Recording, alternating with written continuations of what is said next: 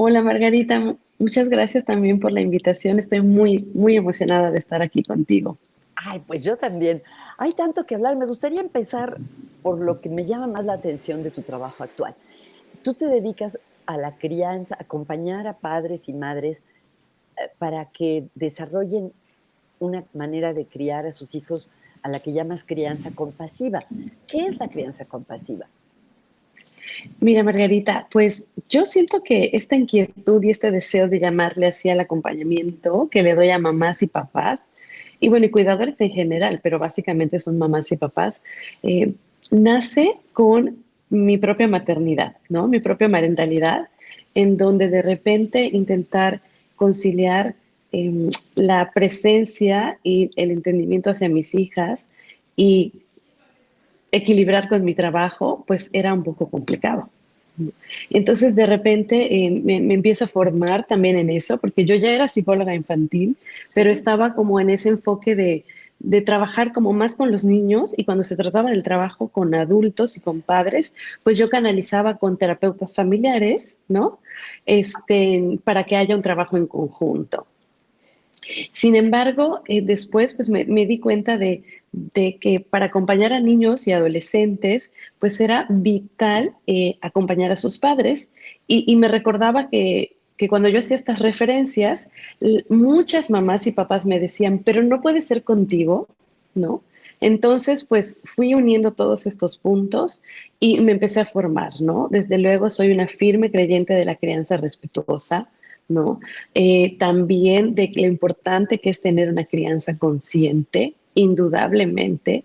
Entonces, en el camino me fui dando cuenta de todo esto y casi todo derivaba y me llevaba a la teoría del apego, ¿no? Todos los caminos que convergían estaban en teoría del apego, en cómo desarrollar y darle a nuestras hijas e hijos las bases para un apego seguro. Y A mí eso, me pues, gustaba bueno, eso. empezó a unir más los puntos. Ok. Mencionaste crianza respetuosa, crianza consciente.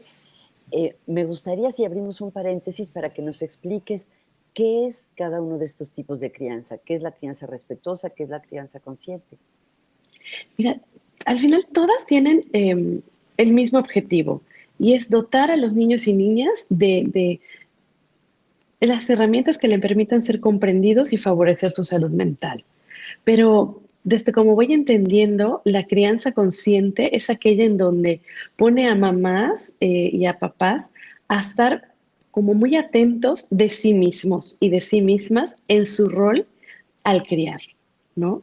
De repente quizás vamos a generaciones anteriores, ¿no? En donde como que el enfoque para criar estaba en la buena conducta que tengan sus hijos e hijas, ¿no? Muchos venimos de esa generación, en de comportarnos adecuadamente, en de seguir las reglas e instrucciones, o sea, en quedarnos sentados, por ejemplo, en el aula.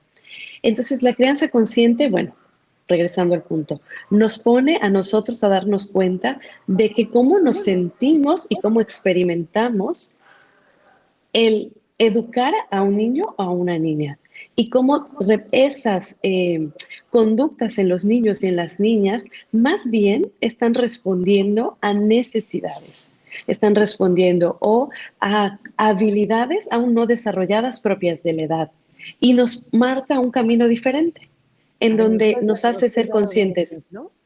Por supuesto. Por ejemplo, si estamos yendo al supermercado, es muy importante de repente como anticipar la conducta, ¿no? Porque pues está el área de juguetes, ¿no? O está el área de las golosinas. Entonces, anticipar su conducta, anticiparlo, nos puede ayudar a entenderles, hacerles entender que pues vamos a ir a comprar esto, vamos a pasar probablemente por el área de juguetes, igual y vamos por un regalo, pero pues no vamos a comprar un regalo o un juguete para ellos.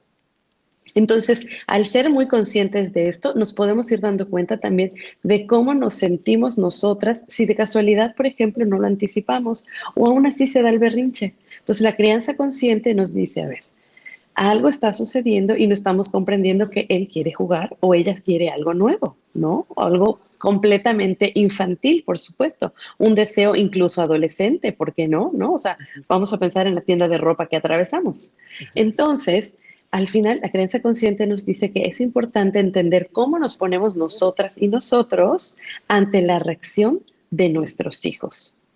Y Okey. al entendernos, nos permite como serenarnos, porque pues es completamente natural y bastante humano que ante el desborde de nuestros hijos e hijas, nuestras neuronas espejo, estas que se reflejan en automático, también tiendan un poco a irritarse. Entonces ahí es donde nos pausamos y nos detenemos para hacerle, para ayudar a nuestro hijo e hija en que en este momento no es posible, que entendemos que tenga muchas ganas, será en otro momento y podemos plantear alternativas y opciones, Y pero ahí está donde enfocada en nosotros. ahí es lo que te iba a preguntar, ¿dónde está Sí, ahí el enfoque en nosotros? Por ejemplo, si mi hijo se pone a hacer un berrinche en el súper, y yo me siento, qué pena la gente que va a decir, sí, o cómo sería, totalmente, y ahí exactamente, identificar eso de qué me sirve. claro. Nos permite poder ayudar y acompañarles en este proceso emocional. Nos permite entender, porque quizás si no somos conscientes de la vergüenza, tú dices, ah, ya que deje de llorar, le compro lo que quiera, ¿no? Ajá. Entonces estamos respondiendo sí a la necesidad, pero no le estamos enseñando una habilidad. Ujú. Okey. Entonces allá la crianza consciente está muy enfocada en cómo conectar con nosotros para poder acompañar de la mejor manera al desarrollo de nuestras hijas y de nuestros hijos. O sea, sería como empatizar, como acordarse qué se sentía cuando uno era chiquito, la frustración, o Por supuesto, y también en cómo fuimos acompañadas y acompañados, porque es muy probable que quizás de generaciones anteriores era ni te atrevías a hacer el berrinche porque ya sabías que era un no, o quizás te atreves o cedes porque probablemente cuando tú hacías los berrinches, tus madres y tus padres cedían en automático. Entonces, repetimos de manera automática patrones de conducta que por cierto, y por eso yo me empecé a fijar en mucho más en la compasión, vamos a repetir patrones de conducta, aún estemos en curso, aún no vayamos a terapias, porque nuestros hijos van presentando por etapa de vida ciertas situaciones que nosotras no hemos vivido en nuestra marentalidad ni en nuestra parentalidad, y quizás lo vamos a repetir al principio. nunca he oído la palabra marentalidad. Está muy linda, ¿verdad? O sea, es el ser madre. Exactamente. ¿Sería como en inglés mothering? O sea, Yo creo que sí. Ujú, okey. sí, Bueno, entonces nos has contado de la crianza consciente, que sí. parafraseándote es estar conscientes de nuestras propias, ¿qué? Emociones o pensamientos o patrones. Sensaciones también, y también de nuestros patrones, por supuesto, en efecto. Y Okey. yo trabajo, ahora que trabajo con muchas mamás y papás, pues sí, como que en las sesiones ya ordenamos algunas conclusiones y una muy frecuente es, estoy aprendiendo cómo ser mamá de mi hija o de mi hijo, Ajá. pero también hay algo que yo ya tenía claro cuando iba a ser mamá o papá, lo que no quería hacer. Mm, ¿Por qué? Porque como hijo o como hija, no me funciona a mí. okey, Entonces sí, claro, partimos mucho de ahí. okey. ¿Y la crianza respetuosa qué es? La crianza respetuosa es un movimiento muy latinoamericano, Ah, no en sabía eso. donde sí, sí es un movimiento latino, entonces me encanta porque siento que hablando el mismo idioma, también se comprende, ¿no? Y aunque es universal, porque todos los niños y niñas tienen estas necesidades emocionales y globales, está muy enfocada hacia los buenos tratos también, ¿no? El sentido de erradicar lo más posible aspectos que puedan violentar los derechos de los niños y de las niñas. En el país tenemos altas tasas, ¿no?, de maltrato infantil. Probablemente según la última encuesta nacional en los hogares, la de 2021 es la más actual, uno de cada dos niños recibe alguna forma de maltrato en casa. Ay, Entonces, la idea también es ser muy educativa y para mamás y papás y darles alternativas que no impliquen el grito, okey. que no impliquen también el ceder, ceder, ceder, ceder, porque pues nos estamos yendo también al otro extremo, Margarita, en donde conmigo quizás mi educación fue muy prohibitiva, entonces yo voy a ceder porque pues a mí a todo me decían que no. Ujú. Y llegamos a un punto de tal permisividad, ¿no? No intencionalmente, sino que estamos solo en el modo contrario, que no le estamos ayudando a desarrollar habilidades socioemocionales a nuestros hijos. Entonces, la crianza respetuosa está en no a los malos tratos y a los buenos tratos, ¿no? Pero también en tener más alternativas para la crianza de nuestros hijos e hijas. ¿Nos podrías dar un ejemplo? Por ejemplo, si volvemos a tomar lo de ir el berrinche en el súper, o u otro que te guste, ¿cuál sería ahí un enfoque de crianza respetuosa? Por supuesto. A ver, pues vamos a tomar también el del mismo ejemplo, ¿no? También es súper importante anticipar, pero allá nos podemos agachar, por ejemplo, nos podemos agachar o sentar un poquitito con ellos en el momento, ahí como un poco nulificando lo que sucede a veces a nuestro alrededor, ¿no? O de repente a mí me funcionaba que al contrario, ¿no? Como que yo subía a mis hijas al carrito, entonces para quedar al mismo nivel que ellas. Okey. O sea, de una u otra manera que nuestra presencia sea lo suficientemente confortante y no amenazante para que ellos puedan pues expresar eso que sentían y decir, mi amor, yo entiendo, es muy difícil que yo te esté diciendo que no a algo que quieres. Mm, Sin embargo, no es el momento para comprar esto. okey. Entonces, dar otras alternativas que se alejen de, es que si sigues llorando me voy a ir, Ujú. ¿no? No, Sí. ni eso, porque muchas mamás y papás en realidad pues ya no pegan, ¿no? O algunas mamás están diciendo, o quizás lo hicieron y ya lo repararon, ¿no? Lo hicieron alguna vez. Sin embargo, bueno, ni esas amenazas que puedan confundir y hacer sentir como Mm, inseguridad a nuestros hijos. Y sobre todo, sí nos habla mucho, mucho de la importancia del apego seguro. mm. Me hiciste acordarme, por suerte, mis papás y mis abuelos nunca hicieron algo así, pero cuando yo era niña sí me tocó ver a otros papás que decían: "Voy a llamar al policía para que te lleve".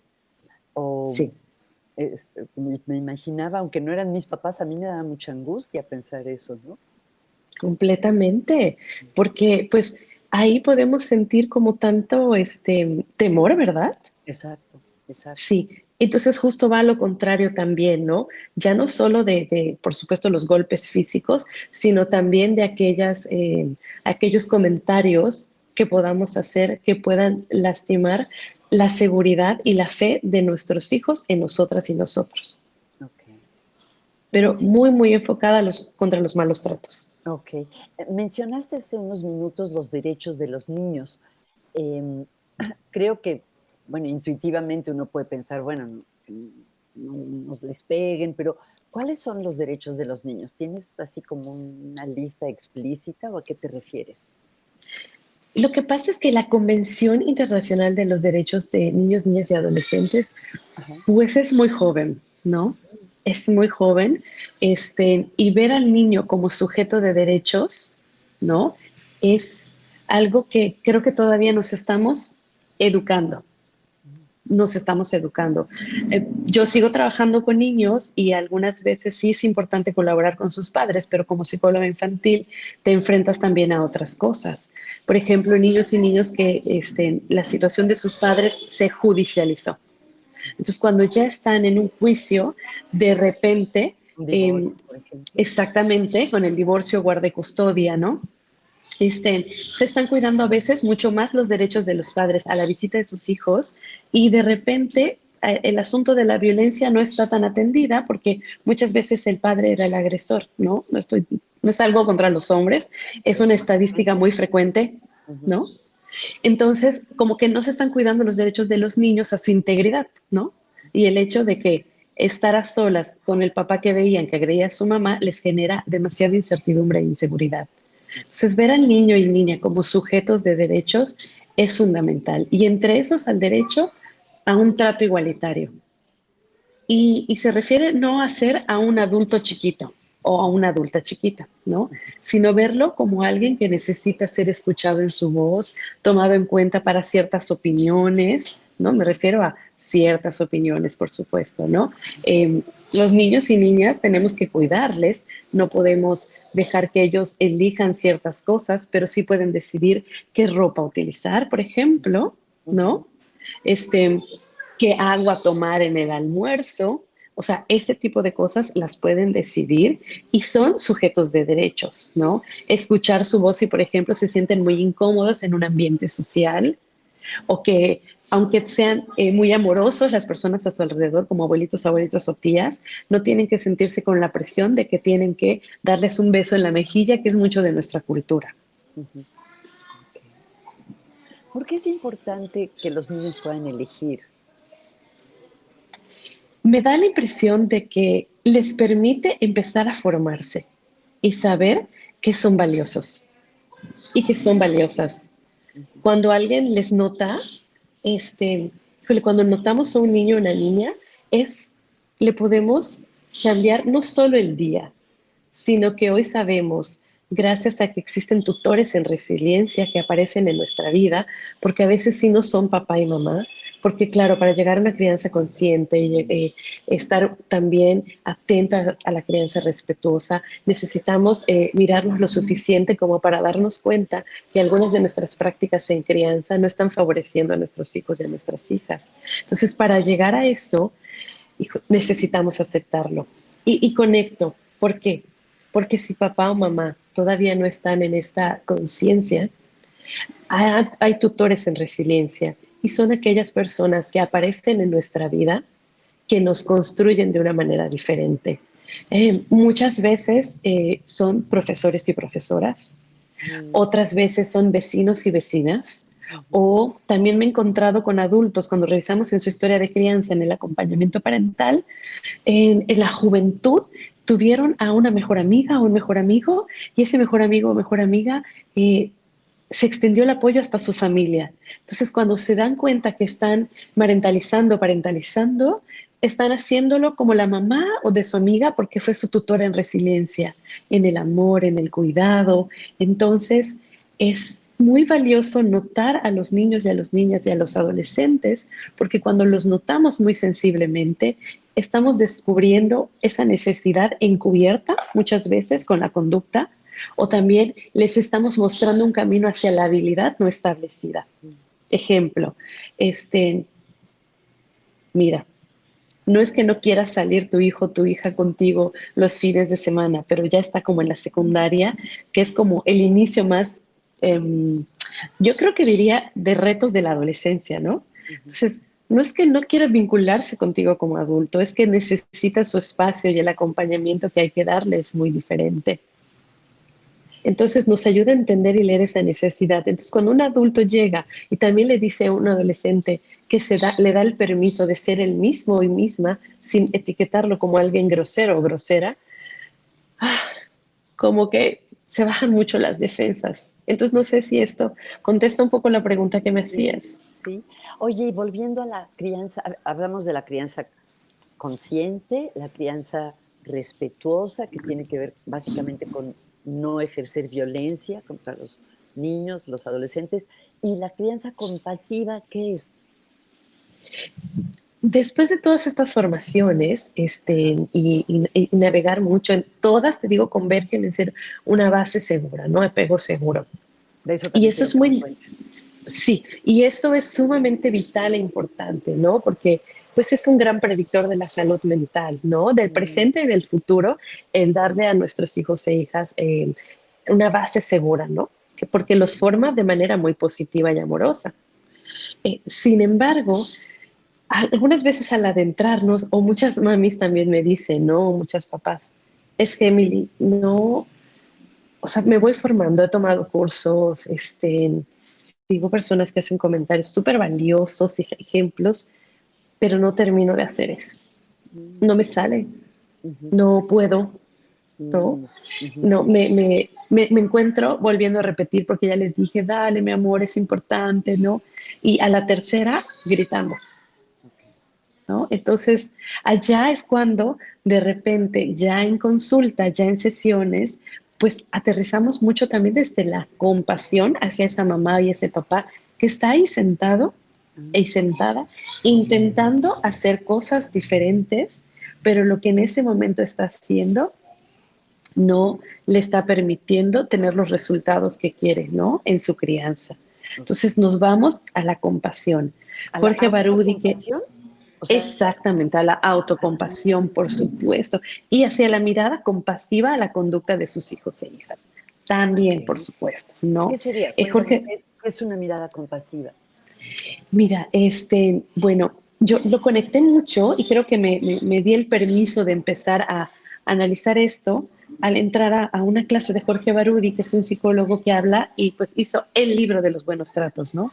Justo Ah, los buenos tratos en la infancia, ¿así se ¿no? llama? Y Marjorie D'Artagnan, sí, los buenos tratos en la infancia, y Marjorie D'Artagnan junto con él, ella justo es la que acuñó o sea, el término o habla de la parentalidad, ¿no? Okey. Entonces, ambos hablan y dicen que los buenos tratos no son absolutos, ¿no? Y Mm, eso es bastante, pues fuerte, ¿no? ujú, Porque como uno va pensando que lo está haciendo como de repente muy bien y no son absolutos, no todo el tiempo quizás estamos dando los mejores tratos, ujú, eh, porque también la vida, a veces un poco rápida, nos lleva a desconectarnos de una necesidad que había que atender de nuestros hijos, ujú. porque además de estar criando, estamos trabajando, Claro. pero estamos cocinando, ¿no? Pero estamos recibiendo una llamada. Entonces tengo a mi hijo y a mi hija muy emocionados por verme.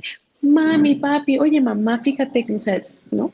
Y nosotros en ese momento como que nos tuvimos que desconectar o Mm, estábamos teniendo un mal día. Entonces, al legitimar y darnos permiso de eso, ¿no? De decir, estamos en este camino de seguir el mapa de la crianza de nuestros hijos y de nuestras hijas, pues porque ellos nos lo marcan, ¿no? okey. Y cuando no pudimos responder esa necesidad, vamos a reconocerlo y vamos a repararla también. Okey. Vamos a acercarnos, primero con nosotros mismos, ¿no? Porque en este camino también de ser base segura, te das cuenta de que algunas interacciones, si de repente se van repitiendo cotidianamente, o la ausencia de ciertas interacciones o conexiones, si se repiten cotidianamente, ya dejan en nuestros hijos e hijas como un dolorcito, ¿no? Quizás no los pudimos dormir tanto tiempo y pues para ellos eso es importante. O es la tercera fiesta infantil a la que no llegamos a tiempo porque estábamos trabajando y lo mandamos con la abuelita o con la amiga, ¿no? Y ese tipo de cosas que hoy sabemos que son completamente humanas y parte de la vida diaria. Eh, a nuestros hijos e hijas, ¿no? Como ya utilizando su voz, nos pueden hacer comentarios como, no estás para mí, no me prestas atención, no me quieres, prefieres a tu trabajo. Y eso sacude el corazón de las madres y los padres. Y lo hablamos, nos damos permiso de sentirnos así, ¿no? Como bien decía Tal Ben Shahar en su libro, ¿no? Nos damos permiso de ser humanos. Y al darnos ese permiso, buscamos nuevamente las estrategias para volver a conectar con nuestros hijos sin sentirnos enteramente culpables de haber fallado en esa ocasión. Me recordó el concepto de Winnicott de ser padres o madres suficientemente buenos, ¿no? O sea, no podemos ser perfectos, pero suficientemente buenos. Totalmente. Y sabes, entonces en esta formación como madre, tomé un curso de círculo de seguridad parental, pues Sí. mucho basado en esta frase de suficientemente buenas. El, el tema principal del Círculo de Seguridad Parental, que es un programa basado en el apego seguro, es un programa de origen estadounidense, basado en el apego seguro, está mucho enfocado en los momentos de conexión y en ser madres y padres suficientemente buenos. Oye, has mencionado de pasadita varias veces lo del apego seguro, pero no le hemos Sí, entrado y, como tú misma has dicho, es un eje de tu trabajo.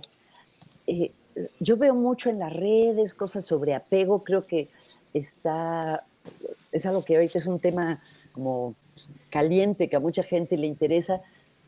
Ayúdanos a entender qué es el apego seguro y por qué es importante. claro. El apego seguro bueno, en primer lugar, el apego es una necesidad humana, biológica y universal. ¿Y qué es? ¿Qué Todas y es el apego? todas tenemos necesidad de conectar con alguien, de Okey, sentir que venimos de alguien y somos de alguien. okey. Y entonces eso como que derriba algunos mitos, ¿no? Como el del desapego, es que hay que aprender a desapegarnos. Ujú. O sea, no, necesitamos apegarnos, pero apegarnos bien. Entonces, básicamente el apego seguro tiene dos grandes necesidades. ¿Qué son? Y la de ser base, una base estable y segura para nuestros hijos e hijas. ¿Y cómo somos base para nuestros hijos e hijas? Cuando les permitimos jugar y explorar y están en el parque y están pasando los juegos, el pasamanos, por ejemplo, y darnos cuenta de que si eso no lo hicieron conmigo, lo más probable es que mis primeras respuestas sean te vas a caer, te vas a lastimar. Mm, Entonces, y eso pues genera inseguridad también. No ujú. estoy diciendo que no se puedan caer y no se puedan lastimar en efecto, sino es cómo vamos a comunicarles esa seguridad y ser la base. Ejemplo. Eso se ve sumamente divertido. Recuerda agarrar y alternar una mano y luego la otra. Una mano y luego la otra y balancearte con los pies. Y si sientes que ya te vas a caer, dobla las rodillas para que puedas ponerte en el suelo. Okey. Oye, pero ahí, Entonces, ¿cómo estamos siendo sí, una base? al permitirle la exploración, al permitirle salir al mundo y saber que nuestra respuesta también va a ser de ánimo. Ser la base nos implica en ayudarlos a entender sus emociones positivas y negativas, ayudarlos a esta necesidad de jugar. La gran mayoría de nuestros niños y niñas nos hace una pregunta que es como una pregunta súper regalo. ¿Quieres jugar conmigo? Mm, Entonces también estamos siendo base cuando estamos jugando y estamos conectando en ese momento. Son momentos de conexión súper importantes. Y cuando somos esa base, les podemos permitir a nuestros hijos el poder salir al mundo y explorar, porque ya les dimos la confianza suficiente. Todo se sigue conectando con ser suficientemente buenos, ¿no? La confianza suficiente de que van a poder hacerlo. okey, Y eso genera confianza y seguridad. okey. Yo entendía lo de base también como que pueden regresar, ¿no? Como que pueden aventurarse, explorar el mundo y que pueden regresar cuando se Esa es la sientan. segunda gran necesidad del apego A ver, seguro. cuéntanos, cuéntanos. Esa es la necesidad de refugio. Ah, En la okey. necesidad de refugio es cuando regresan a nosotros porque quizás algo no salió bien, se cayó del pasamanos. Okey. Y entonces, para que lo confortemos, Ujú. le demos también palabras de aliento y digamos, yo sé, eso duele, ¿no? Ah, Porque también eh, te doy este ejemplo que me parece bastante mexicano, ujú. probablemente muy latino de un bebé, ¿no? Cuando está en brazos. Y sí me tocaba de repente, como me estoy diciéndome, "Shh, shh, no llores", porque lo veía muy frecuente en mi contexto, ¿no? Ujú. Entonces, llego a esto porque refugio es permitir también llorar, permitir sentir, hablar del fallo, Mm, para luego volver a intentar, porque cuando ellos ya salen de este refugio, cuando ya los atendimos, cuando ya los entendimos, cuando ya conectamos nuevamente con ellos. Y en el refugio generalmente ellos vienen cuando no están bien, ujú, cuando están molestos incluso, cuando están muy molestos incluso con nosotros porque pusimos un límite. ujú. Ya entiendo que tengas antojo de algo dulce, pero ya es muy tarde y no vamos a comer un helado ahora. Entonces de repente están molestos contra nosotras y contra nosotros, pero también es el preguntar, ¿no? ¿Quieres que te abrace? Y pues muchas veces nos permiten, otras veces solo nos toca estar ahí porque pues poner límites es desagradable, sobre todo cuando nos ponen límites, pero es parte de criar. Okey. Entonces, ser este refugio es comprender que vienen con dolor, vienen con enojo también, se acercan a las injusticias. Vamos a pensar en el adolescente que no le calificaron adecuadamente una tarea y considera que es importante como protestar y pues vienen con nosotros pidiendo este refugio y a la vez ya salen, ¿no? Por eso se llama círculo de seguridad parental, me encanta. Entonces ya salen del refugio y regresan a la base y dicen al día siguiente, hablan con el profesor para defender sus derechos y decir que no le pareció, que no lo califique bien y que eso va a repercutir en sus calificaciones. Somos ese refugio. Okey. Entonces, una necesidad es la de conexión, pertenencia, otra es la de poder tener un refugio al que volver. Sí, Oh, básicamente ser esas base y dos, okey, refugio y en las dos conectar, conectar, okey. Y el en apego las dos conectar. seguro, em, bueno, hasta donde sé, está basado en el trabajo de John Bowlby, ¿no? ¿Nos podrías contar para las personas que nos escuchan cuáles son los tipos de apego, qué los caracteriza? Por supuesto. Cuando se descubrió, y probablemente es una de las teorías, ¿verdad?, psicológicas más estudiadas, la teoría del apego, nos fuimos dando cuenta, o se fueron dando cuenta los investigadores, que los humanos tendemos a responder de dos grandes maneras, ¿no? De dos grandes formas, y esas tienen cuatro tipos de respuestas. Okey. Las dos grandes formas son la del apego seguro que hablamos ahorita, ¿no? Es ser base y ser refugio y en ambas conectar con nuestros hijos y con nuestras hijas. Ujú. Y podemos responder de maneras que generan inseguridad, ¿no? Y es ahí para mí es muy importante porque ser compasiva también, porque probablemente estamos repitiendo patrones. Una de esas que nos llevan a dar respuestas inseguras es la del apego ansioso, que es cuando de repente ciertas conductas o características en nuestro actuar pueden resultar un poco confusas para nuestros hijos. Ejemplo, eh, me toca quizás trabajar de repente en un proyecto y tardo mucho en llegar, entonces una de mis respuestas a veces naturales es comprarle cosas a nuestros hijos. Por supuesto que nace desde el amor, el cuidado y el querer que jueguen, ¿no? Pero estoy respondiendo con otra necesidad a una diferente que tiene mi hijo, que puede ser la del conexión, la del juego, la de pasar tiempo. Entonces, en el apego seguro a veces suele ser confuso y por eso genera inseguridad, porque a veces les cuesta a nuestros hijos aprender cómo identificar cuál va a ser nuestra respuesta. Ah, okey. Luego, otra respuesta es un poco evitante y se llama el apego evitativo, en donde hay como valoramos tanto, tanto, tanto, tanto la autonomía que queremos formar hijos e hijas tan autónomos que cuando tienen necesidades emocionales podemos minimizarlas. Entonces, regresamos a las necesidades humanas, ser como base. Vamos a explorar y claro, sí, te caíste, no pasó nada. Tú levántate, a ver, eso no pasó nada, ¿no?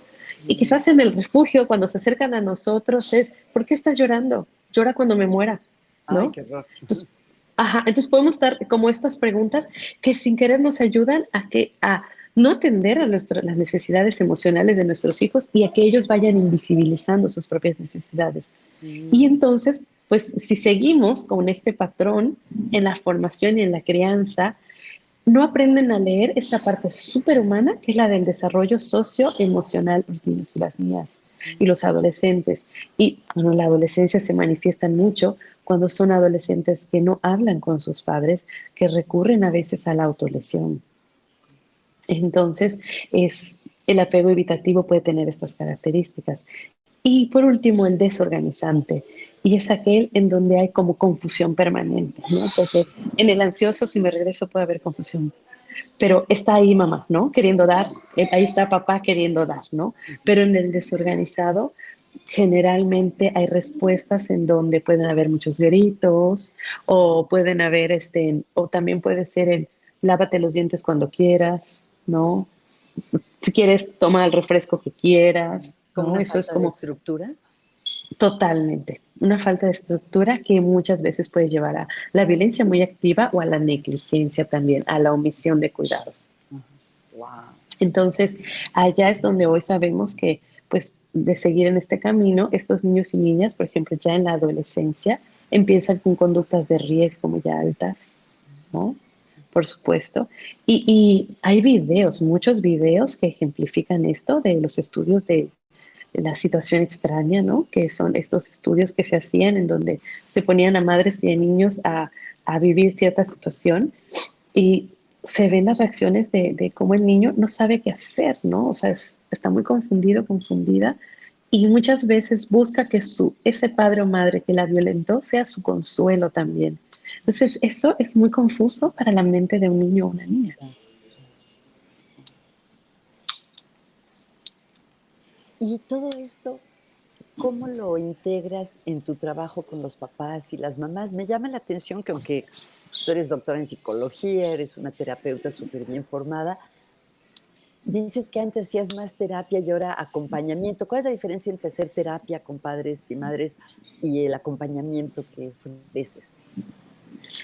Em, en la orientación parental, yo la veo como este camino que nos permite, junto a la psicología de infantil, o sea, junto a la atención al niño y niña de esa mamá y ese papá, pues nos permite como analizar y enseñarles un poquitito a leer más la necesidad o la habilidad que aún no ha desarrollado ese pequeño o esa pequeña.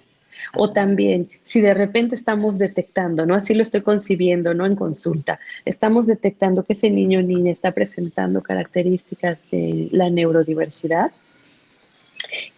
pues enseñar a leer y a entender también esa situación, ¿no? Pues ellos saben, y yo dicto, ¿no? Tú desde ahora, si tu hijo o hija es diagnosticado con TDA o TEA o autismo, nos tenemos que volver expertos en eso, ¿no? Entonces a eso se va la orientación parental.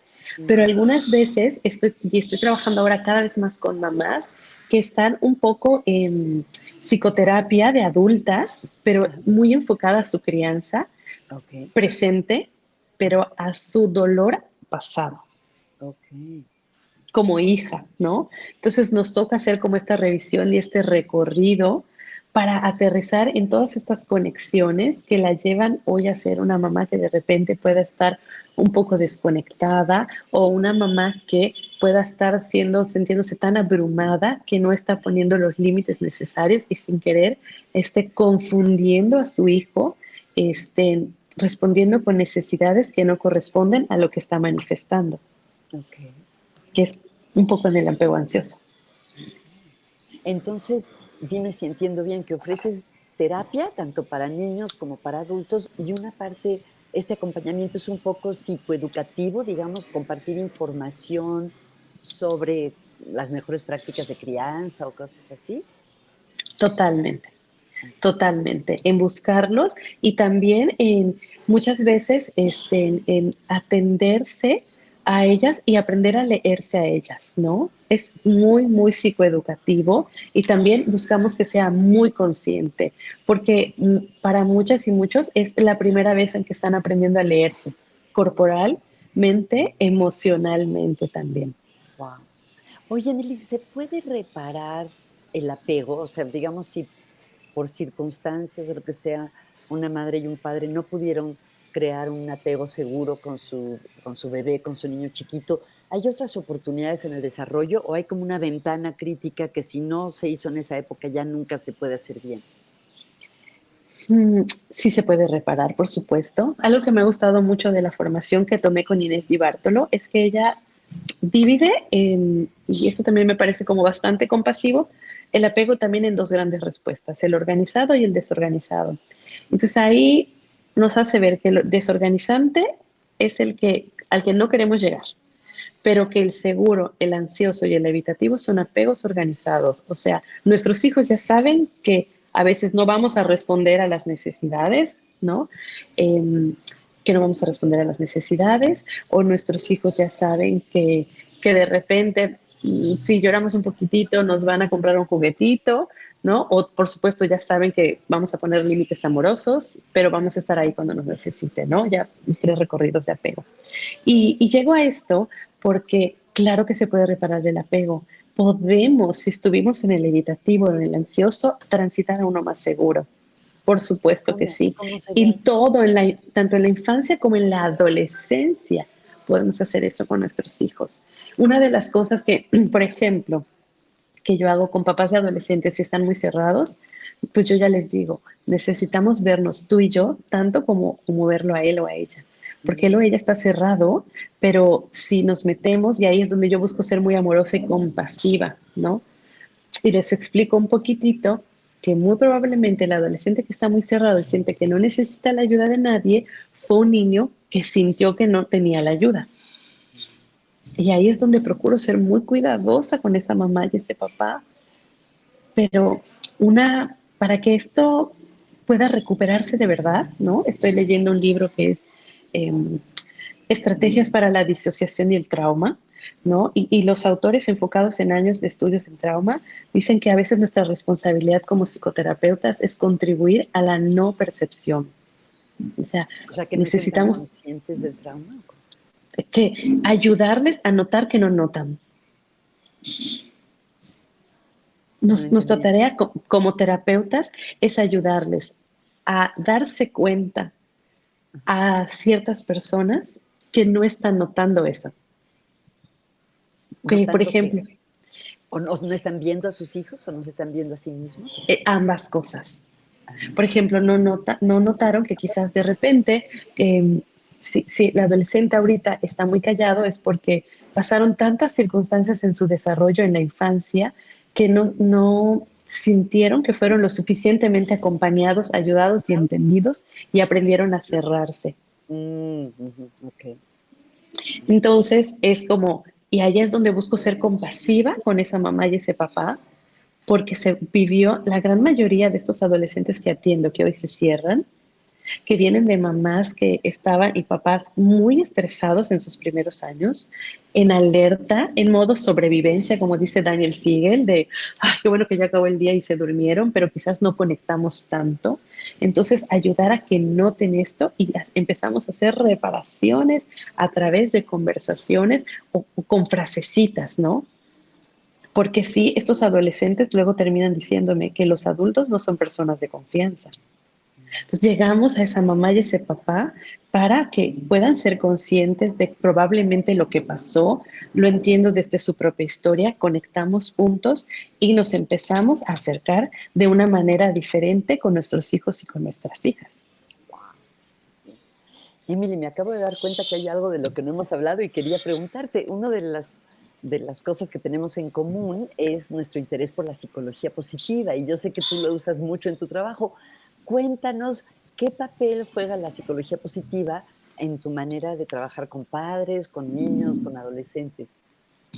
Bueno, es que para mí ha sido vital, ¿no? O sea, para mí ha sido vital el formarme en psicología positiva, sobre todo por esta mirada benévola hacia la conducta humana, hacia el Okey, sentir y el entender, ¿verdad?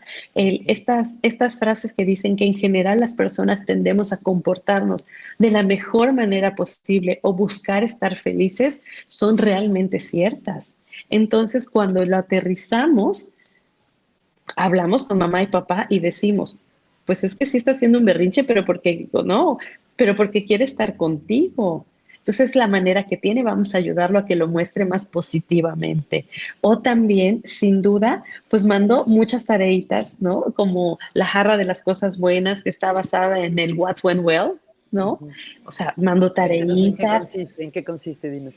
Pues es hacer intencionadamente de manera escrita o verbal. Yo sugiero que verbal cuando son más chiquititos, ya cuando son más grandes, ya escrito, las tres cosas que funcionaron bien en el día.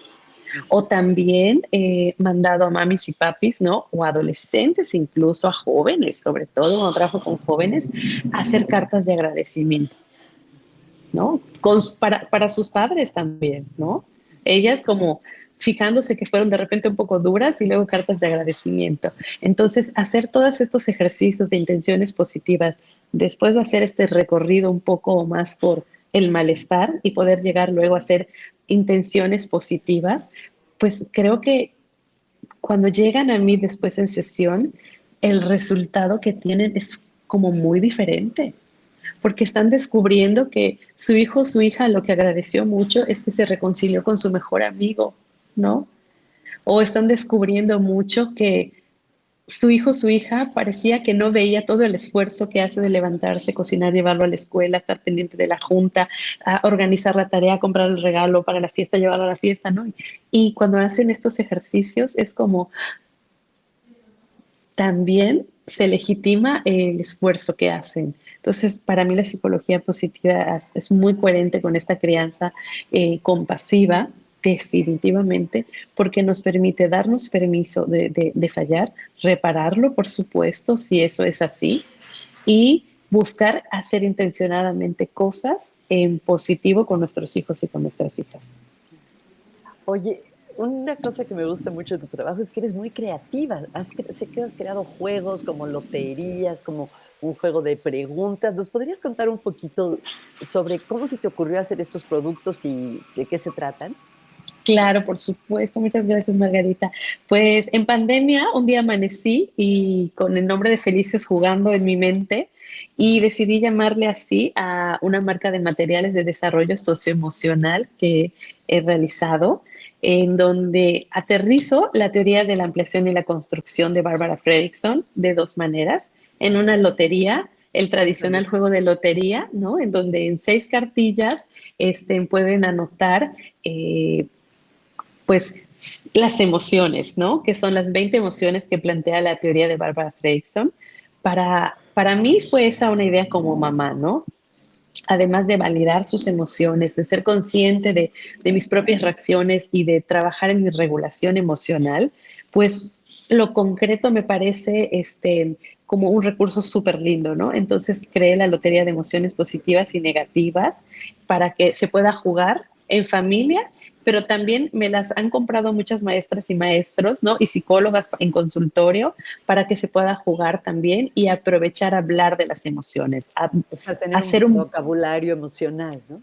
totalmente, esa es la intención. Mm. Pero también para un 30 de abril, hace unos 3 o 4 añitos, mandé a diseñar unos personajes, le dije a una diseñadora cómo quería que sean las emociones en personajes. Entonces creé versiones de personajes de cada emoción que atienden a las características psicofisiológicas en general, ¿no? Por ejemplo, pues el asco es muy universal, ¿no? Sí. Pero para la esperanza los puse de alguna manera que nos haga como sentir cómo puede estar la esperanza. Entonces, para que coloreen y está acompañado de preguntas reflexivas que nos ayudan un poco a entender la funcionalidad de cada emoción. ¿Nos puedes Por dar un ejemplo, ejemplo? claro, por supuesto, por ejemplo, en el enojo está, ¿cuándo fue la última vez que usaste tu voz para defenderte de algo que te parecía injusto, ¿no? O con la esperanza, ¿cuándo fue la última vez o qué te da esperanza en este momento difícil, ¿no? ¿Qué te da esta sensación de fe? Entonces, al hacer eso, pues nos permite, bueno, colorear, a mis hijas les encanta colorear, ¿no? Entonces nos permite colorear en familia también, porque esto tiene un enfoque muy familiar, y platicar, ¿no? Y estar platicando y conectando. Y bueno, particularmente me he dado cuenta que a muchas personas eso también nos puede resultar muy relajante. El colorear, sí. Sí. Oye, y cuéntanos del juego de preguntas, de tarjetitas. Me encantan ese tipo de actividades. No, pues yo amo los juegos de mesa, Ajá, definitivamente, y los juegos de conversación me fascinan también.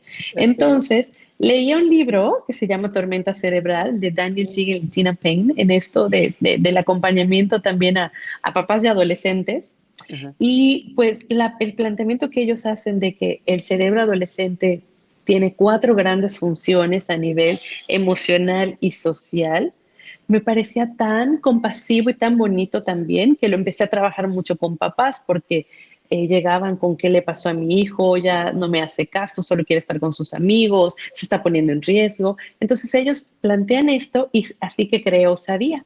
Osadía está basado en estos 4 grandes planteamientos que nos ayudan a entender el cerebro adolescente y a través de 4 categorías que son entender que hay más intensidad emocional, comprender que los amigos y las amigas tienen un papel fundamental, pero también nosotros seguimos siéndolo, darnos cuenta de que están buscando experiencias nuevas y que es el momento en donde se ponen a cuestionar y particularmente cuestionan a sus cuidadores, ¿no?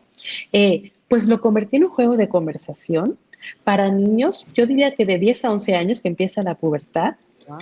y con preguntas que son progresivas. O sea, hay ¿Nos podrías preguntas dar que una pueden, probadita así de algún tipo, alguna pregunta? por supuesto, ¿no? A ver. Que se llama punta del iceberg, ¿no? Punta del iceberg es la parte de la intensidad emocional, porque a veces solo vemos un poquitito. Entonces tiene a su vez 3 subcategorías y una de las primeras preguntas puede ser, cuéntame cuándo fue la última vez que te sentiste o compártenos una experiencia en donde te sentiste muy divertido.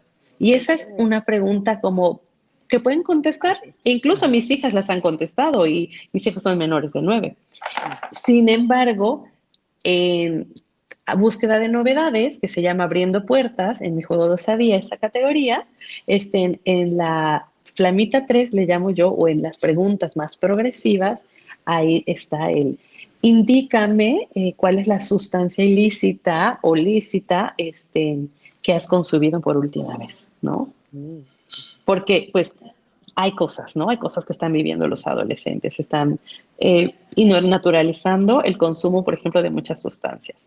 Entonces nos abre la conversación para entender. También hay otras preguntas como el, cuéntame qué te parece que es de otra generación y te parece obsoleto. Y esa es otra pregunta que abre la conversación interesante. Ujú. uh, para adolescentes y para sus padres, pero que también puede ser esto para amigos y también para parejas. Qué fantástico, qué fantástico. Oye, antes de que se me olvide, ¿dónde pueden las personas contactarte o saber más de tu trabajo o incluso si les interesan estos juegos? ¿Cómo pueden estar en contacto contigo? ¿Dónde los pueden encontrar? Claro que sí. Bueno, pues yo me encuentro tanto en Facebook como en Instagram, en YouTube, ¿no? También tengo un canal donde comparto cosas de crianza, todo como SIC, con la ¿Psicóloga? abreviatura SIC, Emily Espada Emilia Sosa. Espadas. Ok. Exactamente, allá me Emilia encuentro, Espadas. ¿no? Y también empezando en TikTok igual, entonces también como SIC, Emily Espada Sosa, o el Instagram en particular de los juegos es Felices Jugando. Felices jugando. Muchas Sí. gracias, Emily. Oye, siempre les pregunto a mis invitados qué están leyendo. Tú ya mencionaste por ahí algo. ¿Nos quieres compartir brevemente si viera tu mesita de noche o tu escritorio, qué me encontraría?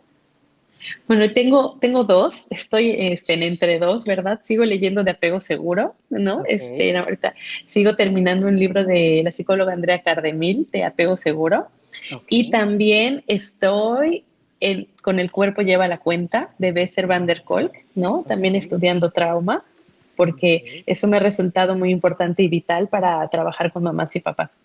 ok, muy bien. Oye, Emily, últimamente he visto mucho en las redes una tendencia que es, por ejemplo, soy médico de emergencias y lo que nunca haría es tal y tal, o soy, este, no sé, pediatra y nunca haría tal o tal.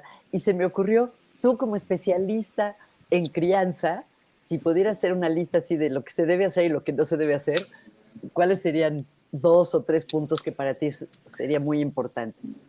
Claro, por supuesto.